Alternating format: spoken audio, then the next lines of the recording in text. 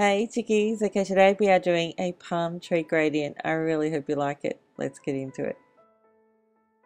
Now I have to apologize firstly because for this particular gradient I'm not using a sponge or any polish. I'm using these decals from a company called Hello Darling, but I don't think they're actually in business anymore. I've had them for a couple of years and have never used them, so I decided today was going to be the day. But I'm really sorry because I do not think you can actually get a hold of these anymore. So for your gradient, you're going to have to do the old-fashioned polished sponge business. So for that, I'm really sorry. So these are just water decals, and I'm just cutting them up so that I can use them correctly.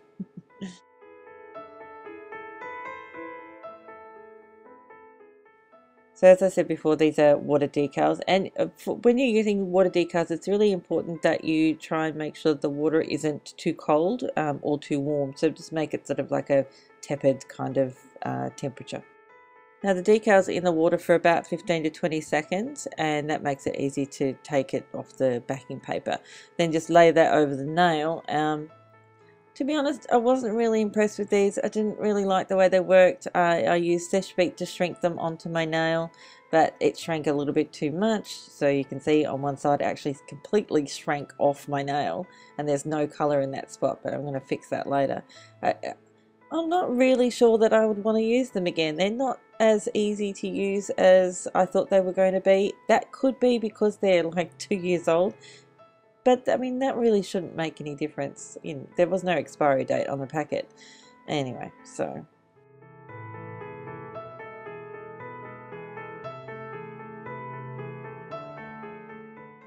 once they were completely dry, I could go ahead and do what I really wanted to do, which was the palm trees. And you can see at the top of this nail, this is my middle nail, how it went all weird as well. So yeah, I definitely wouldn't recommend them. But I mean, I couldn't recommend them anyway because I don't think they're actually in business anymore. So, and it could be user error. I could have done it wrong, but I don't think I did.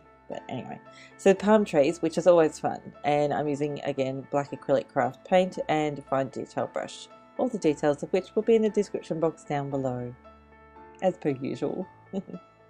I love doing palm trees. I don't need an excuse to do a palm tree. Now this beautiful aqua nail is the one that where it shrank on the one side quite severely. It was not fun, but anyway, I'm just going to put a big palm tree on that nail to cover that up. So if I hadn't told you, you would have been none the wiser. Damn it, shouldn't have said anything. Oh, you would have seen it. Anyway, doesn't matter.